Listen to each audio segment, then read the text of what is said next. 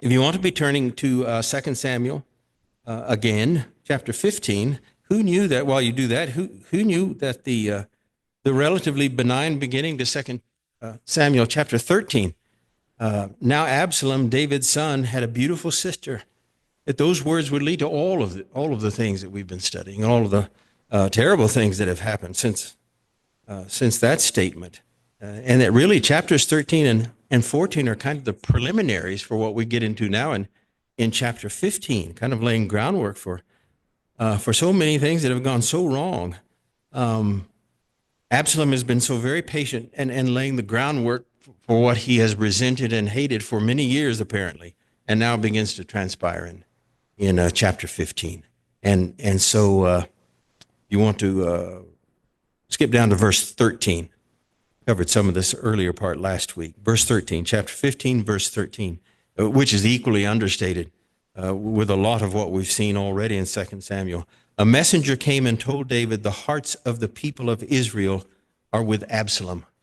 And either there's more that's said to which we're not privy, as we mentioned last week, or David and his advisors really did suspect Absalom of more vile things than was previously indicated, or now what was hoped to not be true is found to be true. And maybe oftentimes in your life, things you don't want to believe that they're real, that it becomes obviously real, and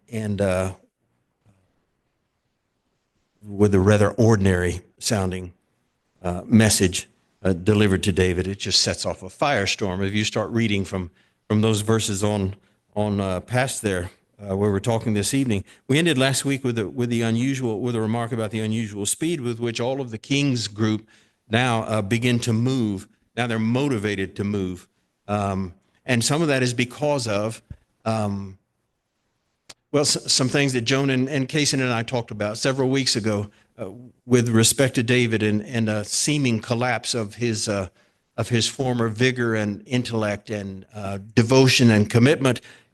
Some of that begins perhaps returning here. Again, repeat verse 13. A messenger came and told David, the hearts of the people of Israel are with Absalom.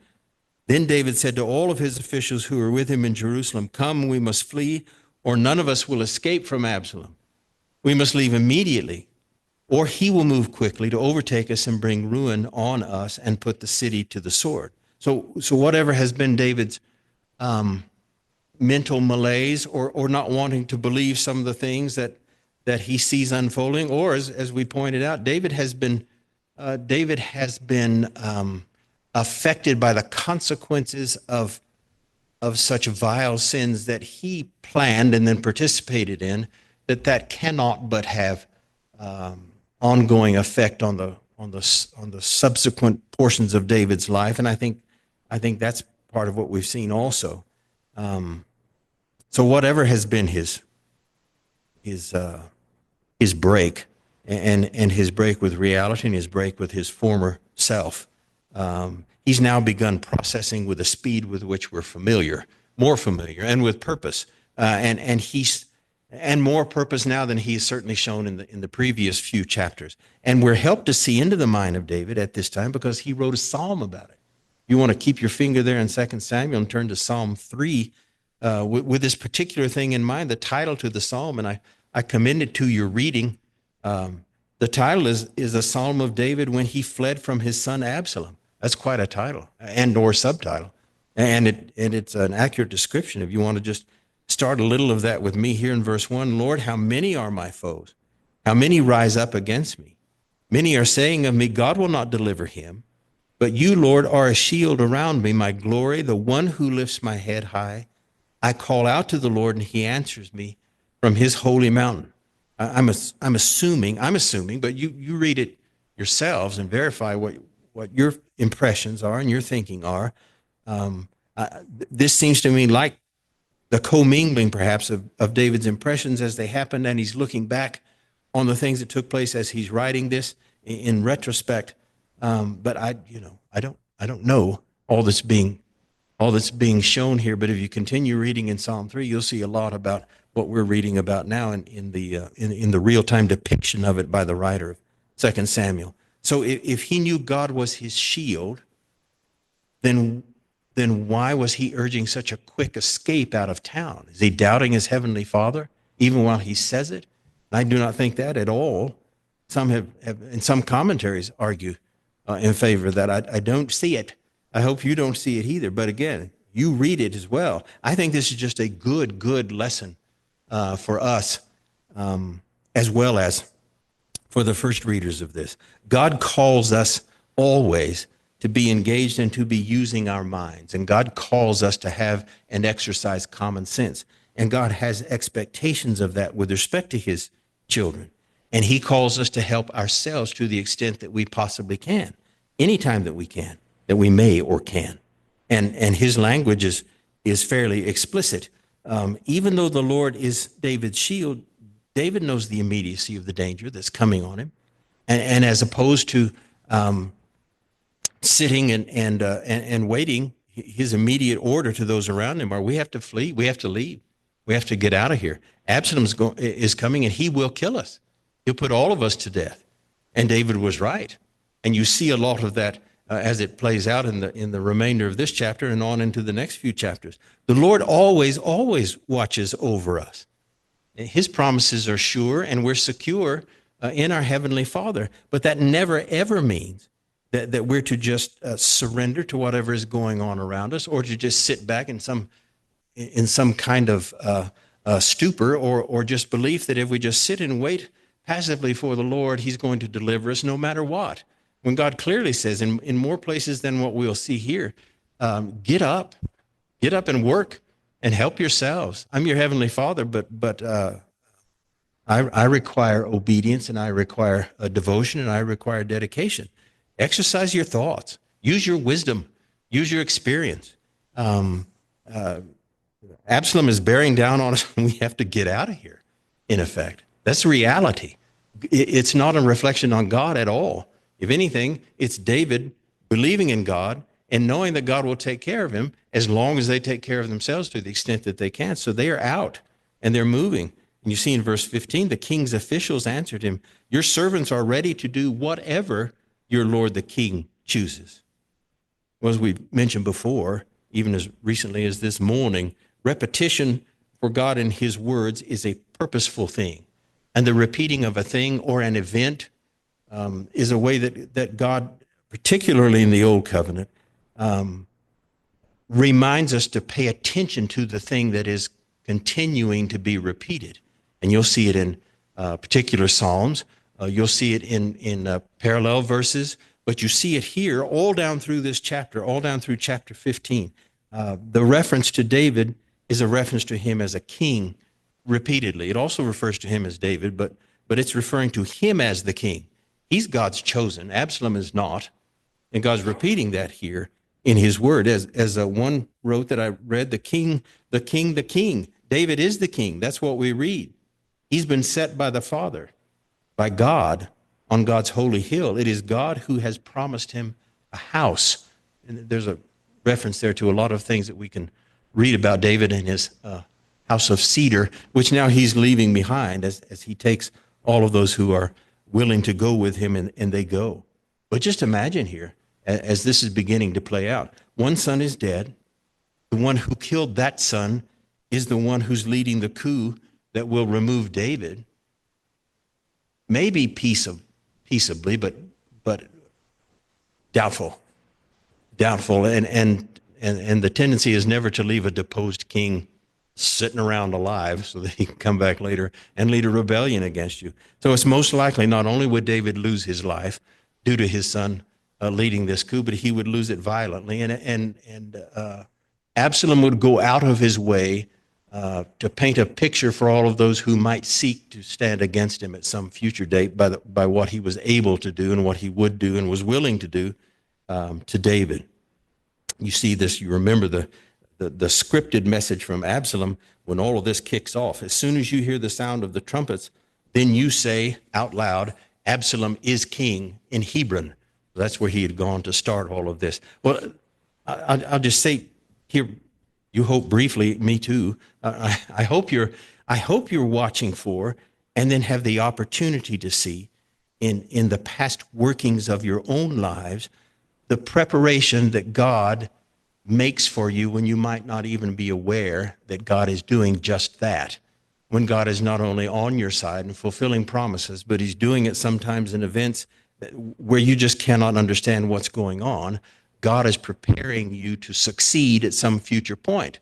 Again, hindsight, excellent. I am a genius in hindsight. While things are going on, not so much. And you can imagine a lot of what's going on here at a time when something's taking place in our own lives that you just can't relate to it, and you can't understand why. And some of your prayers are worded like that to your Heavenly Father. Why is this going on? I can't see why now. And why is this allowed to occur? It's to prepare us so very often. And it's part of what it means to develop the ability to walk by faith and not by sight, and to have an understanding, maybe not always a prescient understanding or a forward-looking understanding, but to have an understanding and a faith in our Heavenly Father that what he says he will do, and providential work on behalf of God is often hard to spot while you're going through it, because his mind is above us, his thinking and his thoughts are so far above us that it's hard to even compare.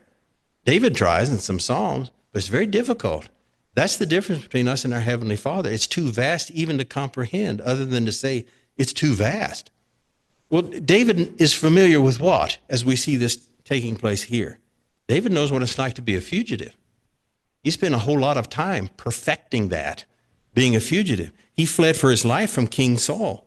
When it was very difficult to read from one moment to the next what King Saul was up to. Oh, David, you're the only one who can soothe me. Come in and play the harp. Everything else is forgotten and we're friends again. And then, there's a spear in the wall behind David. Well, when he realizes that, and that touching discussion that he has with his good friend Jonathan about what's going to take place for the remainder of his life that he can foresee at that point, it turns out God has been preparing him for all of these kinds of things. He lived on the run for a lot of months, years actually. And he never knew from one moment to the next what was going to appear just beyond the corner, or from one moment to the next what was going to appear in the face of King Saul. That's a difficult thing to learn to accept, but also learn to adjust to, and David did back then. And God was preparing him for the actions that he takes now. I think, I would guess that he thought all of that with respect to Saul was past and done. Over with. Why think about that? And now he's able to draw on all of that experience and to lead others while he's doing it. Realize that also. It's not just him on the run. It's people who are faithful to him, to whom he feels responsibility. So it's a huge task that he's undertaking, but he's been prepared for it. I don't know if you get my age, you have even trouble remembering times that God has prepared things for you. But if you can look back into the early portions of your life, you will see. God is preparing you for this and this and this at a time when you thought, what in the world is going on? Well, God knew what was going on. And we learned that God knows. So actually, as you begin looking at this description of David, he kind of looks and acts somewhat like his old self.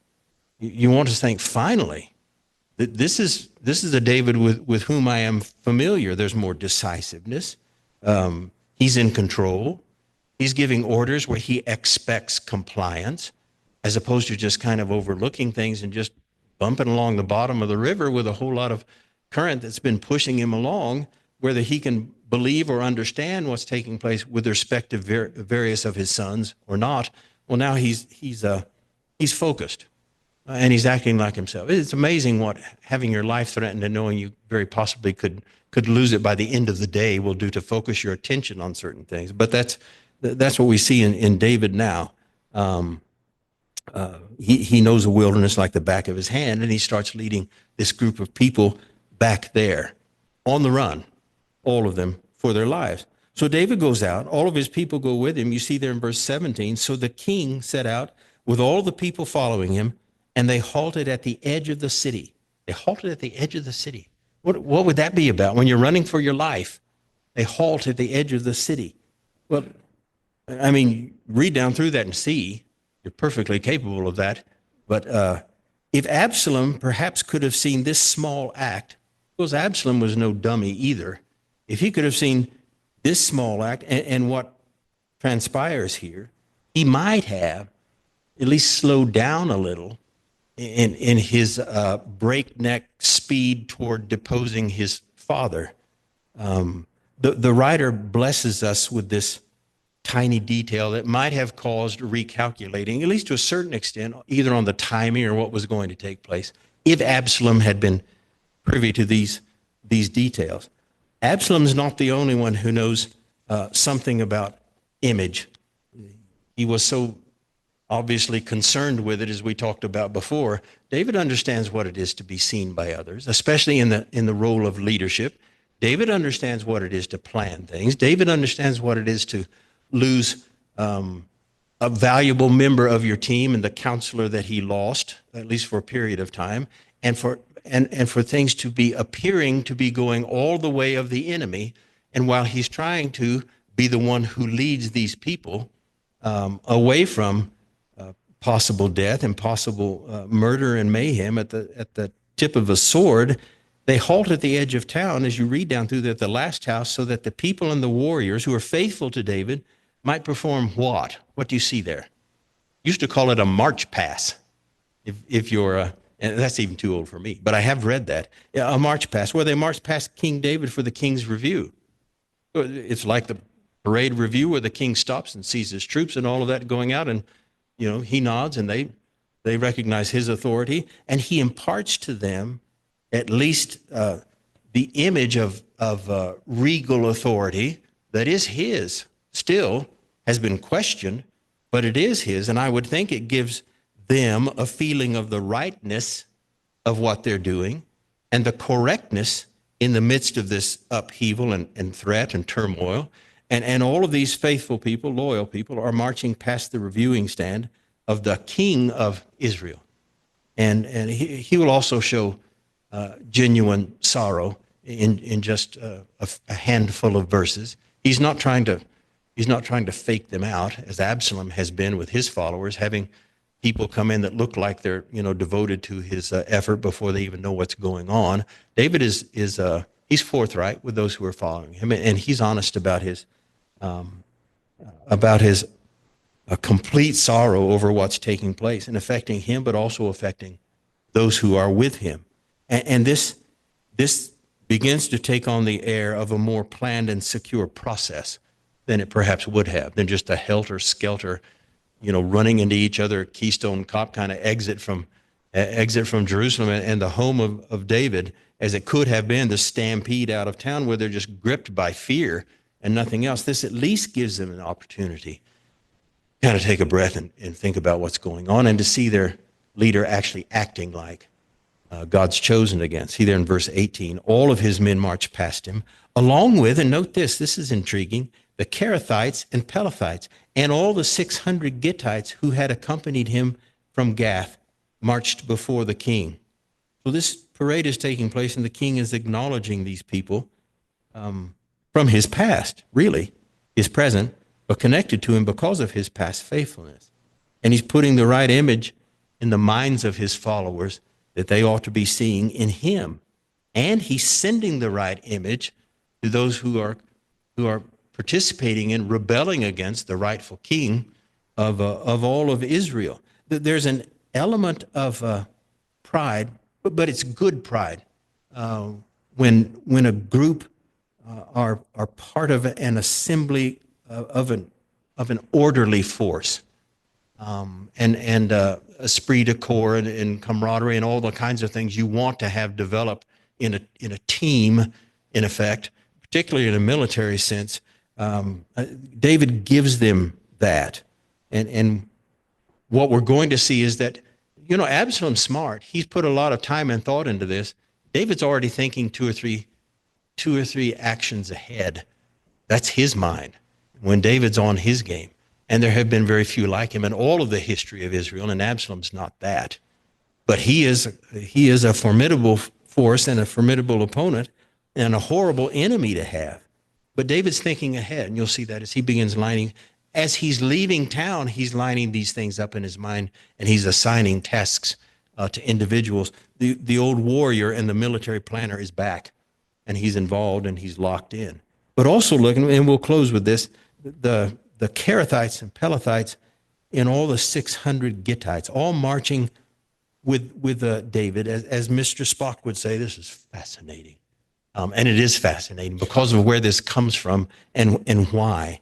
If you read back through 1 Samuel chapter 21 and around verse 10, it begins a section where David, you'll recall, he's fleeing from King Saul, and he goes to live in Gath. And this is part of his putting on an act of being crazy at one point and then not crazy and serving the king at another, and where he thinks kind of out loud, I might be safer in enemy territory than I am in Israel right now with respect to Saul.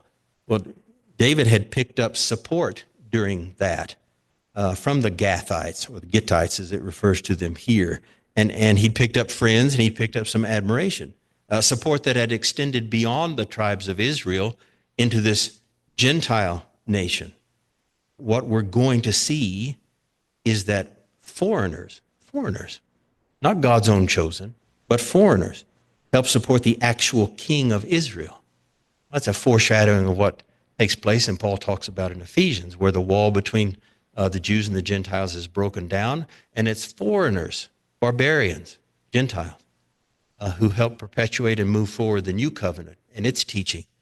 But here, it's foreigners, it's barbarians, it's Gentiles, and many of the people who should be loyal to God's chosen instead choose to forsake him for another king, and it's the foreigners and the Gentiles who are supporting him. If you live long enough, and I hope you do, just in general, if you live long enough, you will see at some point in your life where the ones you ought to be, and I'm sure you've already experienced this to varying degrees in your own lives, you'll live long enough to see those who should be loyal to you and should be supporting you go off in a different direction. It might be work, it might be family, it might be any number of things. But the ones that you have always been able to or thought you still could rely upon prove themselves to be no longer reliable. Well, that's often a gut-wrenching kind of thing, and it's a time for soul-searching very often. But here for David, these foreigners are now more loyal, and they're more faithful to the extent of being willing to lay their own lives down than are God's chosen people, the Jews in this case, in a majority. His kingdom is on the brink of collapse, and it'll be foreigners used by God that will help David pick up the pieces. It'll be foreigners who help David. Don't want to tell you too much in advance, but I think you know what happens. And many times you have to rely on new and different things and people, and maybe in situations that you're not at first completely comfortable, but you learn to trust in God and understand that support for you will come from places that you might never have conceived of, and you might never have thought would take place. But God promises to help you and work for you in a number of ways and in a variety of ways, and I'm sure you've already seen that in your lives if you will just think back and look at your own historical evidence and relationship with your Heavenly Father. You have a whole lot to rely upon now in your present lives that you've already learned and seen your Heavenly Father. And it serves none of us very well to forget those things or to not pray about those and thank God for those in a regular and ongoing way where God knows we do know what he's done and we do appreciate it, and we still think about the times that he has come to save us. And it's been in a variety of ways. And in this new and different situation, as opposed to being able to rely on friends and helpers that you might think should be there, they're not. They're just gone. They're gone for David. And yet, God is still watching over him and taking care of him. And if God is in it, whatever that is, will be fine. Always. God's in it, it'll be fine. You'll learn that by experience. Sometimes you won't be able to see it at all, but it always takes place.